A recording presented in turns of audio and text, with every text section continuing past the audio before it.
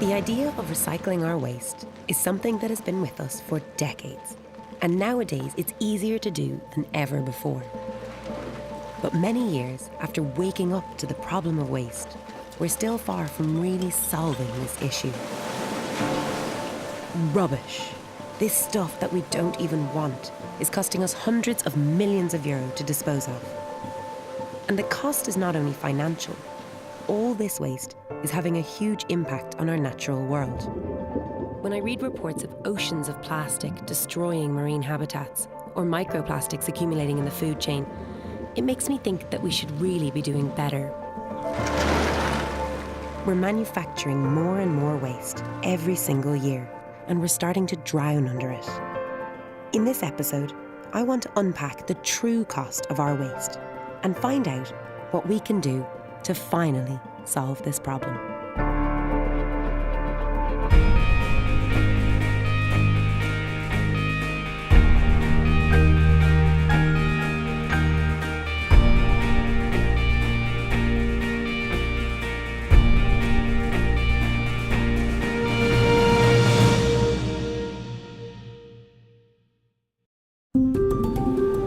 Like many, I make sure that I put the right rubbish in the right bins. But it feels like this isn't really solving the problem, and I want to get a better handle on the story of our waste. Some research has told me that Repack are the body who ensure producer responsibility for waste in Ireland. The businesses that create waste packaging share the cost of disposal, and they pay a fee based on the weight of the packaging that they generate. So in total, they're contributing about €25 million to its disposal. While this seems like a good system, and it has helped us increase the amount that we recycle, there is a problem. Unfortunately, the reality is that this pays for less than 5% of the cost of dealing fully with our waste, and all of the rest of the money comes from us citizens. Our tax money and our bin charges, around €700 million, goes towards activities like waste collection and street cleaning. So we're paying a fortune to clean up waste packaging that we didn't even want in the first place. And in spite of all the money we're paying to keep Ireland clean, we still have a massive problem with waste, and we see it all over our countryside. The Pure project began in 2007 to combat illegal dumping in the Wicklow and Dublin mountains. Okay, we're just going to pull in up here where the truck is up there, into the right. This is the Pure truck, and there's a dumping site in here.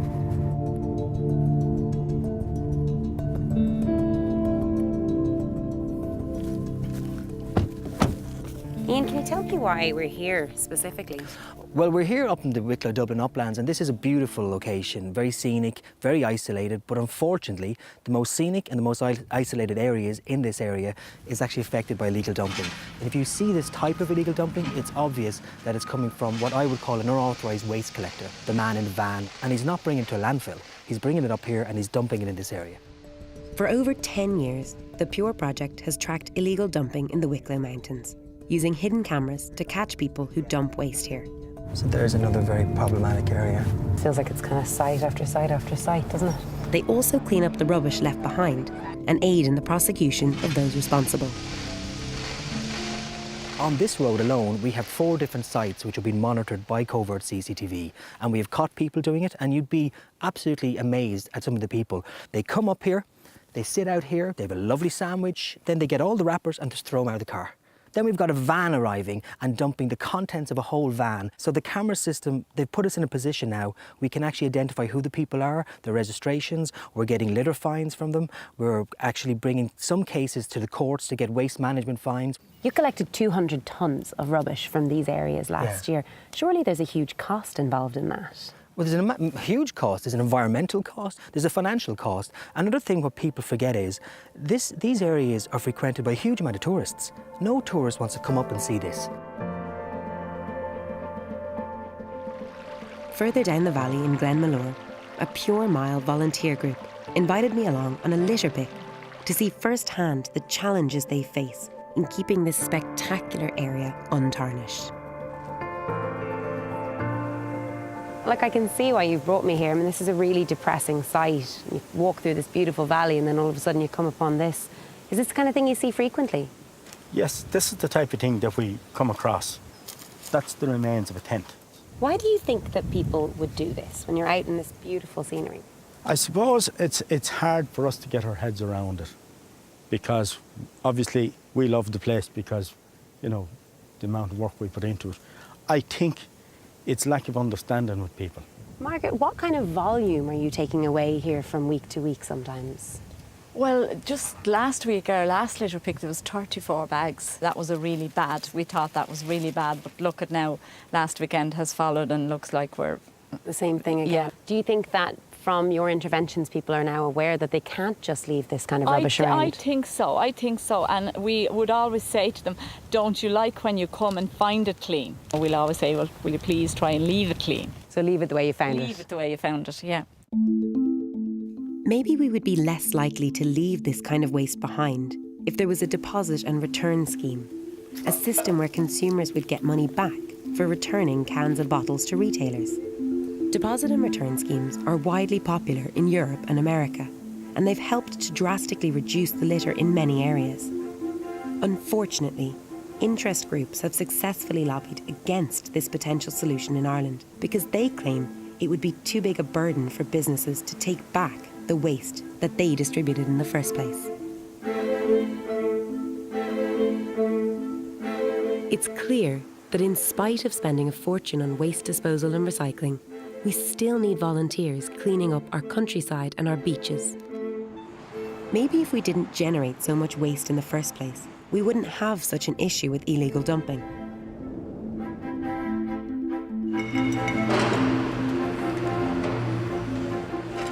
Recently, the Environmental Protection Agency conducted a major survey to see what's actually in our bins. It found that we're creating more waste than ever, and plastic especially is on the increase. We're also now throwing away over 14,000 tonnes of coffee cups a year. That's about 22,000 cups an hour.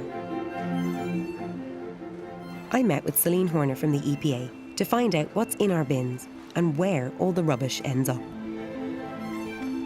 Well, we've just completed a study to look into the bins and see what we have in them and to compare it with what was in them 10 years ago. So it's kind of interesting to see how society changed, and there's markers of that. For example, our newspaper, the amount that we have newspaper in our green bin is actually gone down by half. So that's really showing that we've moved to be more like tech society, reading news online, that kind of thing. We're also seeing, interestingly, that cardboard has gone up. And I think that might reflect something like internet shopping, that people are buying online and it's arriving at home in cardboard. So that's an issue that has increased. So your brown bin is the good news story of our characterisation study. It shows that people are actually using the brown bin, and that's important because food waste and garden waste in the black bin rots without oxygen in the landfill. So if you put it into a compost facility, it'll be treated with oxygen, which means it's not going to create methane as it was in a landfill. Obviously, I use my bin and I put everything in and I sort of forget about it. I feel like it's no longer my responsibility. Where does that waste actually go? So the waste from your green bin will come to a recycling facility like this one. It's tipped out onto a conveyor belt. They have lots of different types of equipment to try and produce the bales of material that we see here. Where do these go? Do these make money? They do. They make money on markets abroad. A lot of facilities will do the same with the black bin. They'll try and take most of the materials out of it that they can make money from, and then it's landfilled. Or it's burnt in incinerators or in cement kilns. This all sounds like it's big business. I mean, I'm looking around here and this is a huge industry. I know I'm paying for my bins, but where is all the money coming from? Is it coming from me, the consumer? What the consumer pays for the bins doesn't pay for the cost of recycling it. And just to mention as well, there's a huge environmental cost for recycling each tonne of waste. If you imagine that tonne of plastic there, it was made from oil in a factory, it was transported, it was filled in another factory, it's been used by us once, and then it's brought here to get recycled. You can hear the trucks and the noise in here. There's a lot of energy going into the recycling, and then it gets shipped abroad to get flaked up and turned into a new product. So for something that we use once, there's a huge amount of wider emissions related to transport and productions. I mean, people are paying to buy rubbish, to bring rubbish into their house, and then they're paying to get rid of that rubbish in their bins as well. we do need to try and look at big solutions. Our current recycling target for packaging is 55%, and that will increase over the years. But it's 55% regardless of whether we produce 1 million tonnes or 1 billion tonnes. And we need measures that will cap that, because as long as we're just recycling a percentage of our waste, we're still going to have a big waste problem. A recent European study showed that Ireland produces more plastic waste per person than any other country in Europe. Plastic is a global problem, and we've all heard about how it's started to pollute our landscapes and wildlife. Globally, 8 million tonnes of plastic are dumped in the ocean each year. And by 2050, it's estimated that by weight, there could be more plastic than fish in the sea.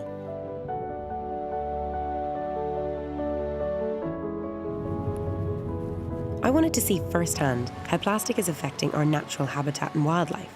So I'm visiting the Seal Sanctuary in Wexford. All right, so this is the Seal Rescue Hospital. We've got the fish kitchen here where we do all of our medication prep and our feed prep. And these are the 12 kennels that we keep all of the seals while they're learning to eat. And they also have baths, which they can learn to eat fish from. Oh, they're just gorgeous. They all have their own name. They all have their own stories, different reasons they needed to be brought in and given a second chance. We try to get them nice and fat and healthy, and it's determined they're ready to be released back into the wild. He's come up to us like a dog almost, doesn't he? They're actually closely related to dogs. They're very social and they're very intelligent. They're very curious. That can get them into trouble. One of the things we're hearing a huge amount about, especially in the media, is plastic ingestion from marine mammals, like dolphins, whales. Are you seeing a lot of that with your seals? Absolutely. And for opportunistic marine animals like seals, they just kind of eat anything that they can get a hold of. So we did have Karma, which was a seal a few years ago that had passed away. So we sent her to UCD where they perform our necropsies. And upon postmortem, they actually found that there was a crisp packet that had caused an obstruction. So one single piece of plastic, a lot like this, had actually been lodged in her stomach. And the problem with crisp packets is they've got this coating on the inside that is very reflective, and it looks a lot like fish scales. So most likely it was floating in her natural habitat and she saw it and just assumed it was a fish, and then she swallowed it and didn't realize her mistake until it was too late. And because of the plastics that are concentrating in the ocean, more and more of the time now it's turning out to be plastic instead of a target prey item. Also just a few weeks ago had a seal that came in. We had to tube feed it electrolytes, and as soon as we fed it, it regurgitated, and it actually regurgitated tiny pieces of plastic. That's horrific. And it's even partly digested, so they probably tried to bring it through the digestive system, and it just, and you said he didn't survive. Didn't survive. And so as humans, we've just grown up in a world where once it's out of sight, it's out of mind. But we really need to kind of change our way of thinking, because we're seeing more and more that our actions are really making a big impact, not just for seals, but for cetaceans like whales and dolphins, sea turtles, seabirds, all of these animals that we just love, but we really need to foster the environment and protect their habitat in order to keep them safe in the wild. It's heartbreaking to see the damage caused by all of this waste. What are the ways that we can solve these problems once and for all?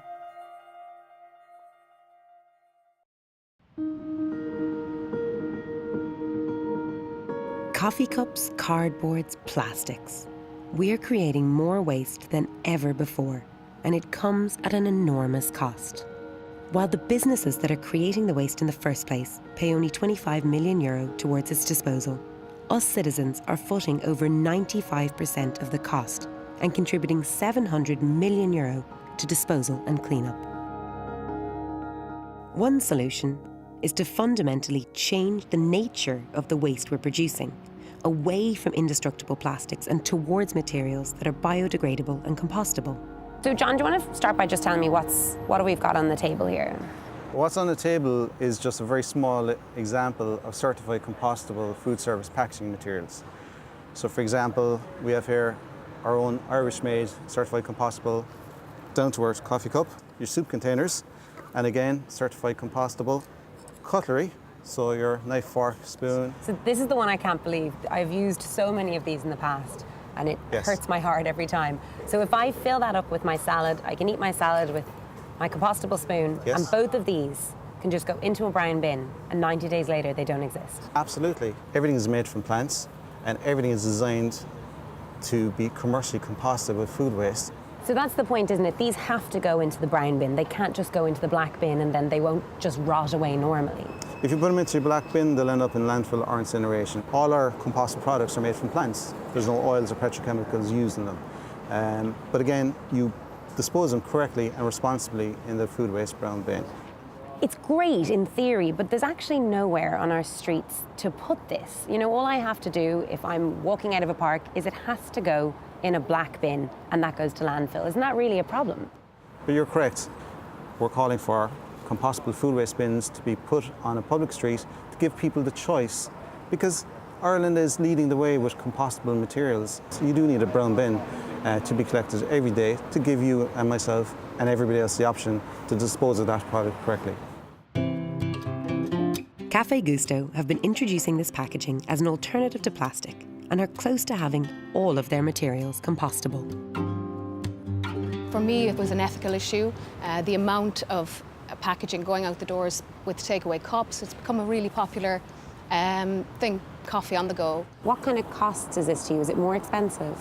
Initially it was a big move for me to take on board, but I'm buying more and more products now, and the cost has been reduced. Also, the cups themselves are made in Ireland, which was another issue for me at the time I was getting my cups from the UK. What I'd like to see is that, you know, they're being disposed of properly. That's the big issue that I have at the moment, is that they're being taken away, but there's confusion as to which bin they go in, and there's not really that many compostable bins in the city. Compostable packaging is one brilliant way to tackle some of our waste problems, but it needs to be joined up with a system of collection. It's an example of how the system isn't keeping up with the clever ideas that will help us solve our problems. But the solution to waste isn't just about creating better packaging. Surely, it should be about not creating this packaging and waste in the first place.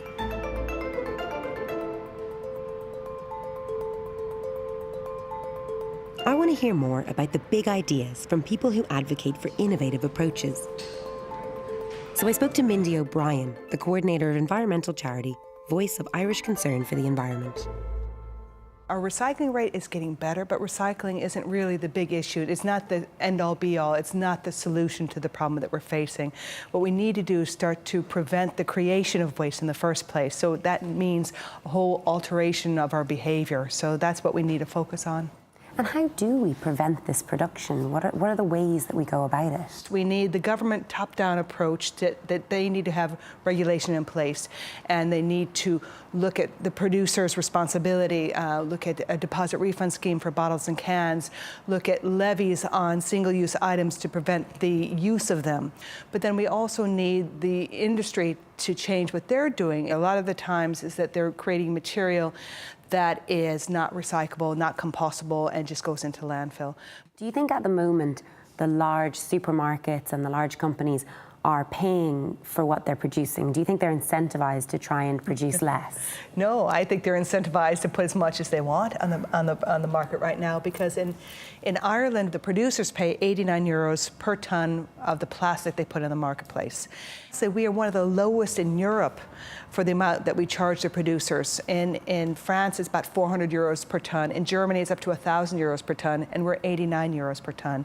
I'm actually appalled by that. You're saying that we are charging 89 euro to someone to be allowed to put a ton of plastic waste out into the world, whereas Germany are doing more than 10 times that. Yeah. How much does it cost to dispose of this ton?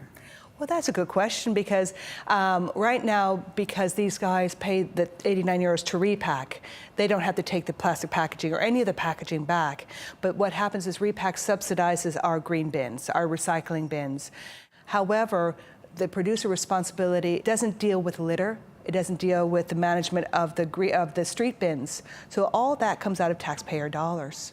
So we are paying, I've done calculations, I figure it costs about 600 euros per tonne as taxpayers, and the producer paying 89 euros per tonne. And so what I would envision is that you increase the fee that they're paying to repack, and that money could be used to subsidize the new bins on the streets and subsidize the litter cleanup, subsidize public education, public awareness, because they're the ones who are putting the packaging onto us. For obvious reasons, the businesses that create waste are opposed to the idea of the producer paying more. But it seems to me that it's not just about them paying to clean up their mess. It's about putting pressure on them to reduce the amount of packaging they create in the first place. One often celebrated answer to our waste problem is incineration. But this goes against the principle of reduce, reuse and recycle, and it's far from a sustainable solution. I met with environmental journalist and Irish Times contributor John Gibbons. So look, we're here at the incinerator, John, and obviously this is where a lot of waste ends up. I mean, is this where we want our waste to be going? Well, I think incinerators are a fact of life. This is definitely part of what we have to do, but mostly what we have to do is we've got to reduce the amount of waste we're putting through the stream. The three pillars, if you like, of sustainability are reduce, reuse and recycle. And yet in Ireland the only focus is on recycling. Now recycling is good, but it's far better to look at a system where we begin to dramatically reduce the amount of material that we're consuming and wasting, and that we also begin to repair and re-engage with material that we've already used. Whereas instead what we're doing is we're accelerating our consumption, and then we're having to figure out what to do with all that waste. So what we have instead is, say globally, we've got billions of kilograms of styrofoam being produced and used in packaging. Say a computer screen arrives in and you've got huge amounts of styrofoam with it. That is effectively indestructible. That is going to exist somewhere in nature forever. Until we change the signals, until we put it to manufacturers that if you want to use styrofoam, you get taxed. And the thing is, we're great at changing our behaviour once we get the signals right.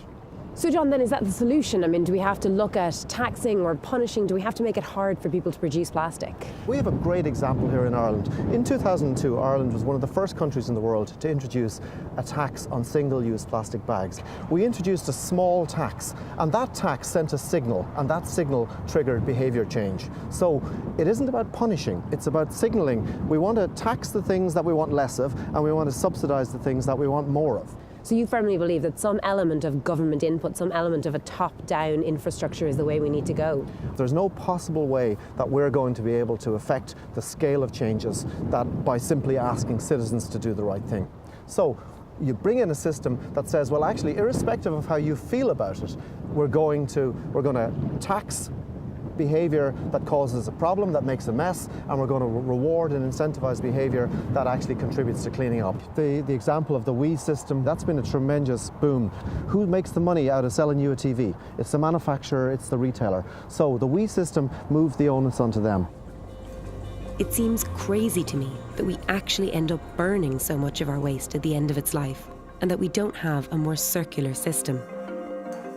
In making this programme, I've discovered that there's no real incentive for the producers of packaging to ensure that the waste that they've created is cleaned up or repurposed when it's finished with. It's going to take a top-down, policy-driven approach for us to change this, to encourage society to produce and consume less and to use materials that are easier to recycle. We are drowning in a sea of waste, and if we don't act soon, it may be too late.